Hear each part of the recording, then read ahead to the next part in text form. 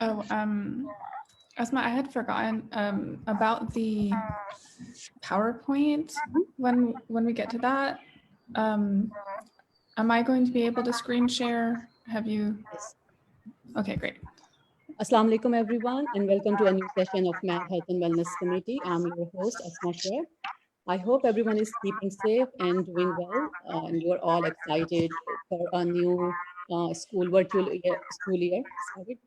With the start of virtual school new year, there was a news going on in our community with some positive COVID-19 cases amongst ourselves because apparently one of the infected person was at one of Juma prayer, and it created a lot of panic in our community. We've been receiving many calls, many messages about the scenario.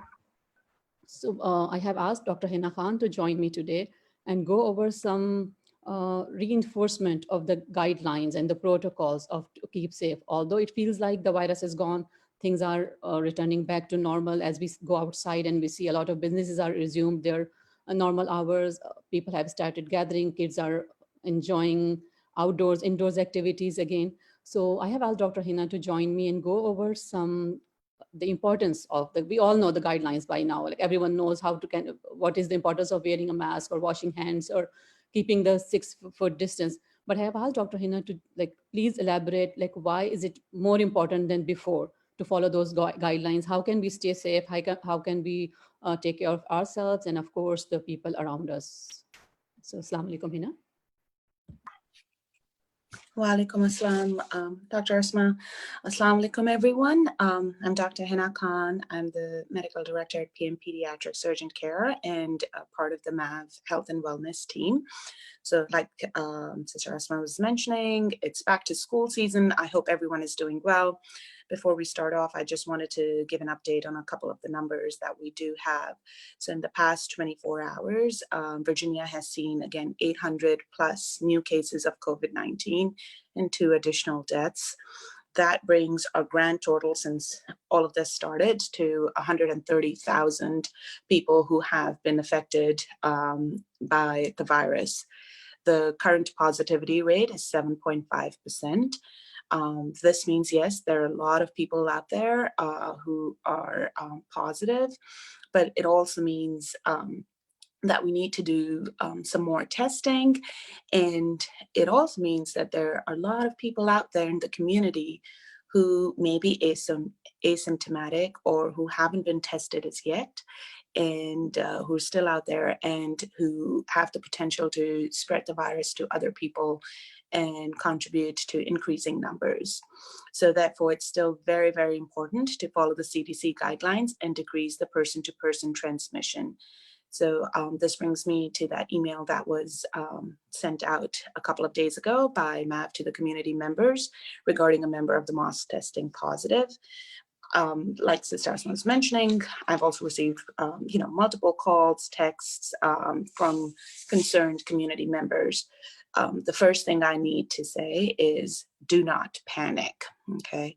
MAV has contacted the individuals who were in close contact with the affected person and the necessary measures and testing has taken place. And to date, there has been no other contact is ill or has had a positive test. But out of abundance of caution, the mosque has been closed till further notice, till the board members decide to open it up. So the most of the questions that were received was, what if I was there at the same time that that affected individual was there at the mosque? So what I would like to say generally, and by case we can kind of go over things, but generally, if you followed the CDC guidelines that were placed by MAV, which included wearing a mask and keeping a 6-foot distance from, at least a 6-foot distance from other members at that time, then you are at a very low risk of contracting the virus, because wearing a mask and doing the distance is the single most effective way, that combination is a single most effective way of decreasing the transmission rate from one person to another up to a good 70% of the time.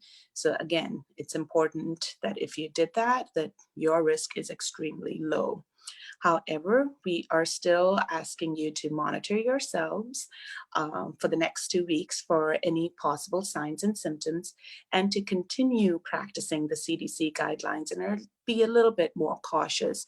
So if you feel that you were at that particular time, at the same time, but you had your distance, you were wearing a mask, that's great, but just be more cautious over the next 1 or 2 weeks. So that way, if God forbid, if you do happen to develop symptoms or have the virus, that you're not spreading it to other people, which means you continue to wear your mask, continue to do the 6-foot distance, and do the good hand hygiene as well. These are simple but extremely important measures, and that's why I'm taking this opportunity to remind everyone about it.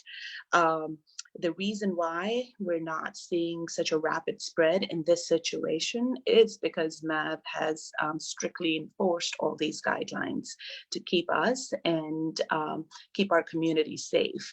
If these were not followed, then the case scenario would have been a little different. So we as individuals, we must be responsible and do our part. I know, like was mentioned earlier, some of us might be getting a little tired out of the whole situation. We might be getting a little relaxed. We might not know anyone who's had the virus, so we think it's kind of going away. And we do see a lot of things on social media. Everyone's meeting up. People are going to restaurants and, kind of socializing a little bit more. But COVID-19 is still very much out there, and that's because we are seeing those numbers. And the numbers that we're seeing, the daily numbers, they're pretty much around the same as what we were seeing in May, a couple of months ago, where everything was in shutdown mode. So if we don't take care right now, things could escalate pretty rapidly. So just a quick repeat of the simple guidelines. Number 1 is wearing a mask properly. So this means that your nose is covered and your mouth is covered and the mask fits you well. If your nose isn't covered and you sneeze, we're not stopping the droplets. They are spreading around into the atmosphere and kind of going to other people. If your mask is loose and dangling, especially we see a lot of kids where they're wearing bigger size masks and they have smaller faces. It's not helping them, and it's not helping anyone else. Masks that have a valve in them, they are not effective as well and are not recommended by CDC. Yes, those masks protect you from getting any of the germs inside you, but they do not protect anyone else from you. And the major function of everyone wearing a mask is we don't want one person coughing it out to other people. So if you cough, those droplets are still escaping by that valve and they're going to other people. So let's be responsible and wear the proper kind of mask as recommended by CDC. Number 2 is keeping at least a 6-foot distance, whether you're at work or and in the grocery store, or even if you've gone to an outside barbecue. Obviously avoid places that are having big gatherings. Avoid taking pictures, group pictures together. We've been seeing a lot of those recently. Please try to keep at least a 6-foot distance from other people who are not members of your household.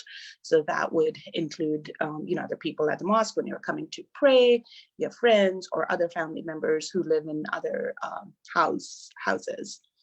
Number 3 is good hand hygiene. So if you sneeze and you rub your nose, or if you're touching multiple surfaces, please make sure you wash your hands properly. With just soap and water does the trick. If you're outside, you can use some hand sanitizer. And try not to, we're trying not to spread the germs around or picking up germs from our hands. And number 4 is avoid touching your mask repeatedly, or your eyes or face, or rubbing your eyes, so as to not transmit any of the virus. And number 5 is if you develop any symptoms, then please stay home. Please do not go anywhere else. Please don't say it's okay to go to work or go to a certain party or go for prayers at the mosque. Please stay home and contact your primary care doctor and follow their advice closely. So on a positive note, we will all continue to be responsible, and those are the 5 points of us being responsible. We will continue to follow the guidelines, and we'll be a stronger and healthier community, inshallah. Inshallah. Thank you so much, Dr. Hina. I hope, people mask up. Masks are the key. No matter where you go, wearing a proper mask and keeping the proper distance is the key. If you cannot wash your hands, bring a hand sanitizer with you. Stay safe, take care of yourselves, and of course, take care of your families.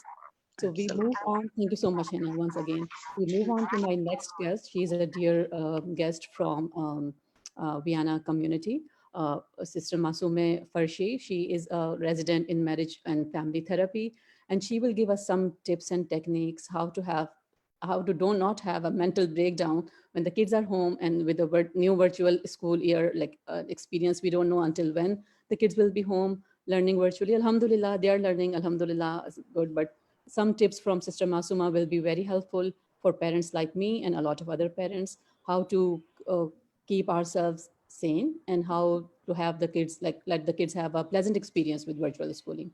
So, Sister Masuma, welcome to my show. Yeah, I'm happy to be here. Thanks so much for inviting me. I'm happy to meet you and the community. So I do have a PowerPoint. Let me just bring it up here to share my screen, if you can see it now, right? It says back to school, family survival tips. So, and I am a Master of Science in Human Development and Family Science and a resident in Marriage and Family Therapy. But I just want to make clear that today I'm not giving anybody therapy. I'm just sharing some information and some ideas. I'm in this new and different ocean with everybody else.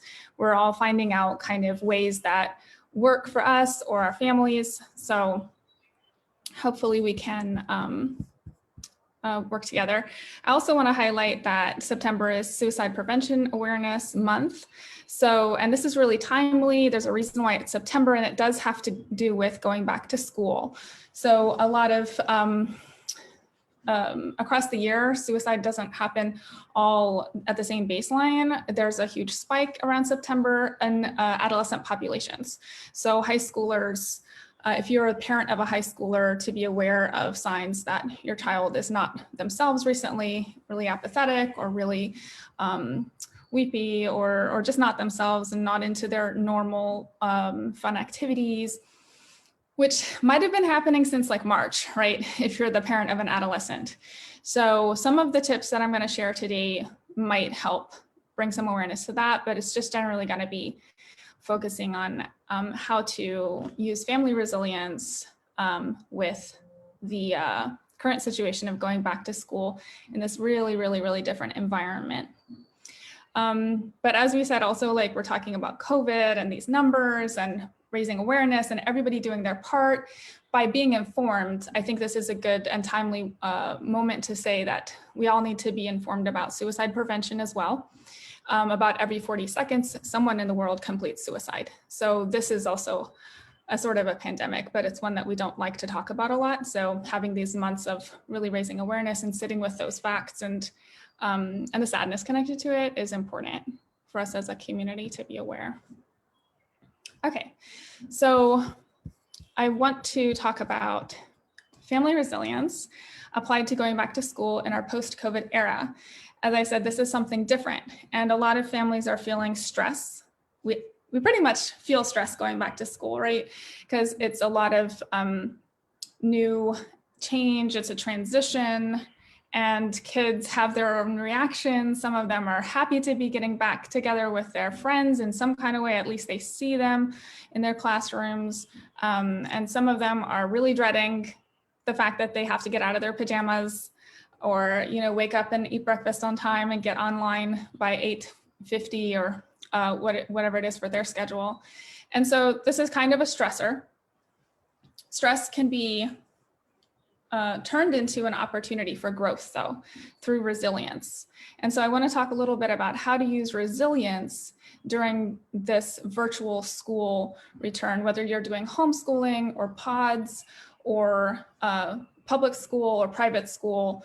You probably have gone back to school this week or a little bit before this. So we're all kind of in this boat as parents. And this kind of reminds me of the ayah, Inna ma'al usri yusra, truly with hardship comes ease.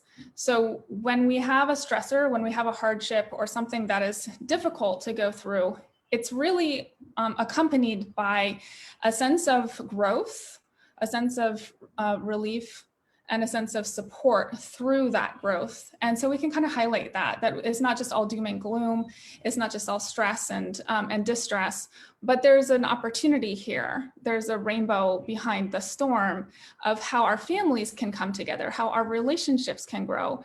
And as this is a different kind of learning, right? So some tools for family resilience that I'm drawing from family science to apply today in this little, like really short talk is include creativity, optimism, flexibility, open communication, emotional warmth, and meaning making. To go through all of these and kind of use examples from how families can apply these now and their return to school would take a really long time. I'm going to kind of boil them down to 3 C's: compassion, communication, and creativity. So the first one is compassion. And this is really the most important, I think, for everyone to have self-compassion, first of all, in this time, just compassion, compassion, compassion, like really using emotional warmth to make everyone's stress go down, stress reduction as a family. Between parent and child interactions, you know, we can really bring out that rahma and that real compassion that's a sign of Allah's incredible mercy on us that we do have as families, but we don't always necessarily practice them. Sometimes we fall into critical behaviors, or sometimes we fall into kind of like a pushy behavior, or we try to use control rather than actually connecting and understanding each other and really using compassion in that moment. And it does start with ourselves, people who, it just kind of is the nature of our own psychology that we treat our family members the way we treat ourselves.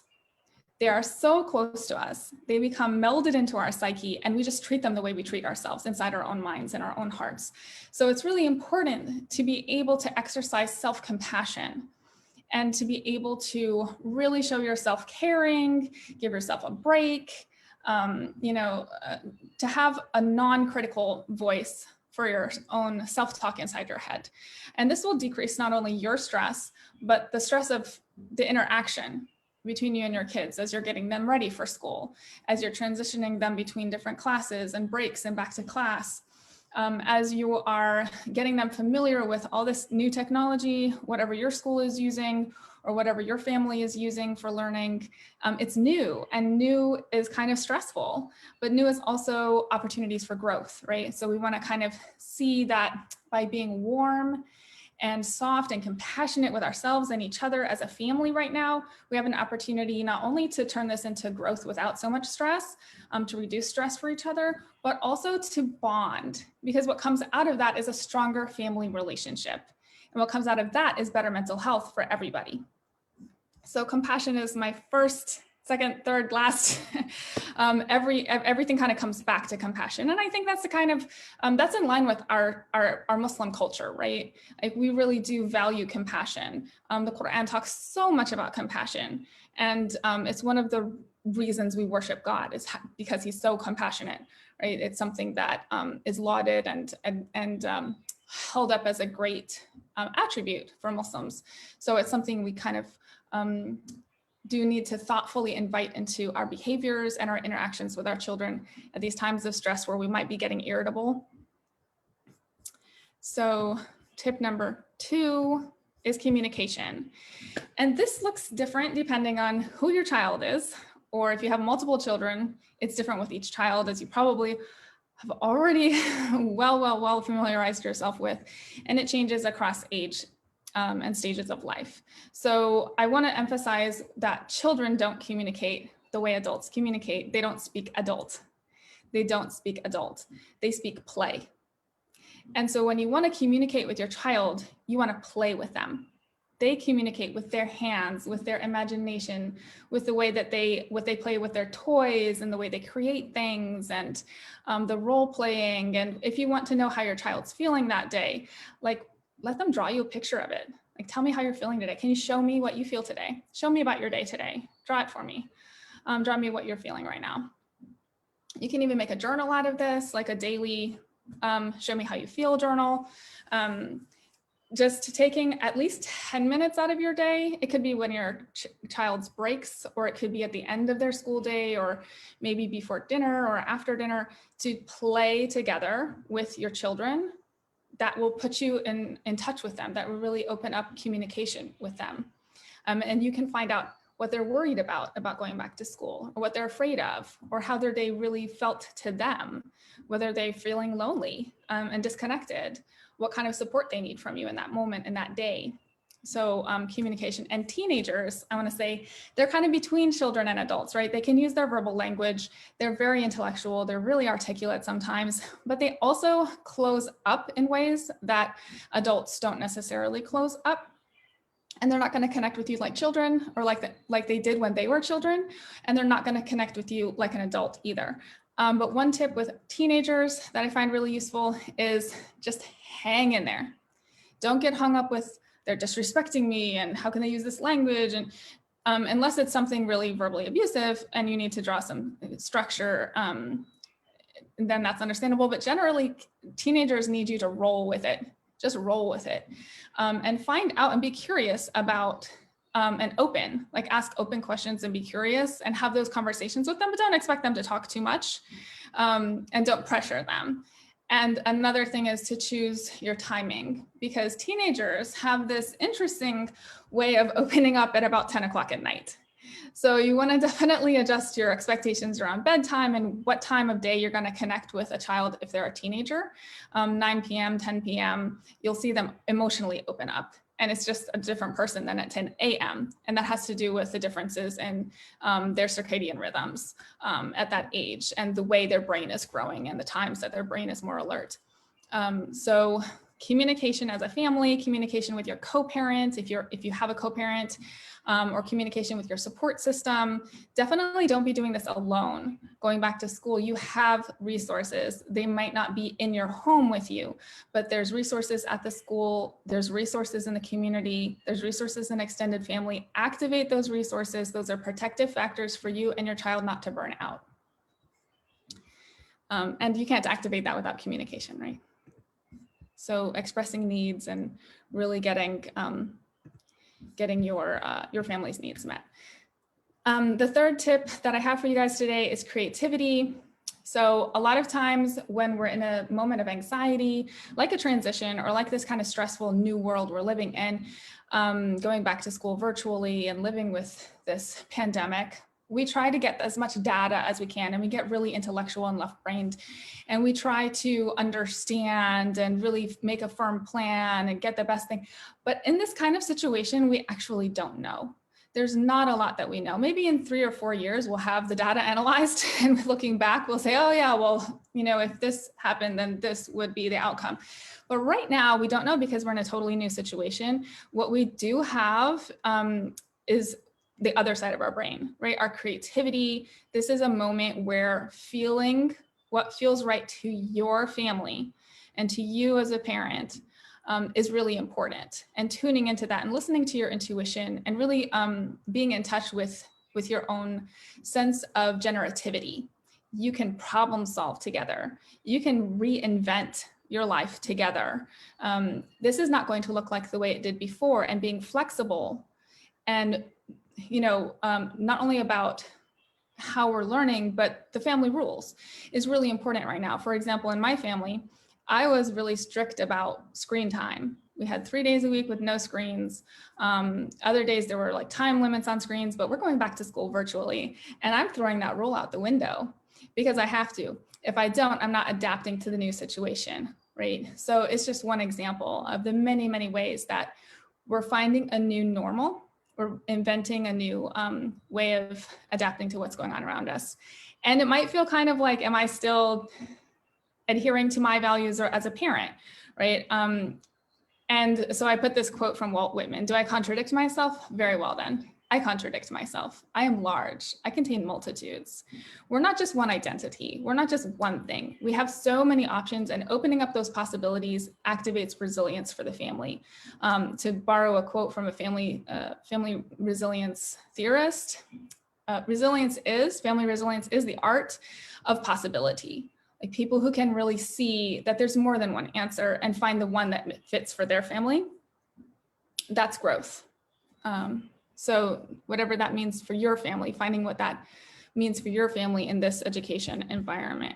And that's what I have, just kind of revisiting these 3 points: compassion, communication, and creativity. So I don't know if you want to. Yes, I thank you so much. In there or something. This was really like nice and informative and really, really important reminders. I love the 3 C's: compassion, communication, creativity. I like wish and I hope we can all adhere to these, even like for the parents who have like kids a little grown up, the teenager parents. These tips are always very handy. So Masumeh, I have a question on Facebook. It's asked how to avoid getting critical thoughts in self-care. Yeah. When you catch yourself having a critical thought, you can even fall into a loop about, oh, I had a critical thought. Now let me criticize myself about a critical thought, right? So leaning into self-compassion, it can feel different, especially if you're in a little bit of depression, right? Our brains tend to maximize the negative. It's a survival tactic, right? Because if you're in the woods and you miss 15 berries, you're going to live. But if you miss one tiger, you're gone. So our brains tend to maximize the negative, and just sort of like understanding that, well, I like looking consciously, shifting your attention consciously towards those berries, because we're not in the woods and we are safe. Like looking around your home and all the and giving yourself great expectations can be a really horrible thing. Like my homeschool room is going to look awesome. It's going to be a thrilling experience. And you're staying awake 20 hours a day to try to make that happen. Telling yourself from the beginning, it's okay to have a messy home. This week, we're making microwave meals. You know, I'm not saying starve your children, but a can of soup is a meal. Like give yourself a break, right? And just giving yourself that it's okay talk, that sort of comforting talk. Even if you catch yourself leaning into self-criticism at times, it's okay. Notice it, don't judge it, and then just refocus your attention on the good things in yourself. Give yourself some credit, because there's not a single person listening to this who's not absolutely amazing in so many ways. It's just a matter of focusing on that. Thank you so much, Masumeh, for like really great reminders for all of us, like for new parents, for old parents, for everyone who's watching. I hope like kids can watch this too and can benefit from it as much as they can. Thank you once again, Dr. Hina, for the great reminders. So everyone, please remember to wear a mask at all times when you're outside. Even if you're going outdoors for outdoor activities and you think that there is a chance of getting closer to others, keep the mask on, keep the distance, keep a good hand hygiene, and please stay home. If you do not feel good, please stay home. Even avoid going to the prayers. Don't go for the prayers if you're feeling sick. Stay safe, everyone. Keep positive. Watch this show over and over again for some great tips and techniques for family resilience. Thank you, Masumeh. Thank you, Dr. Hina, once again. And inshallah, I hope to see you both again on one of my future sessions for great tips. You guys stay safe too and take care. Take care. Thank you very much. Thank you. Thank Bye, you. guys.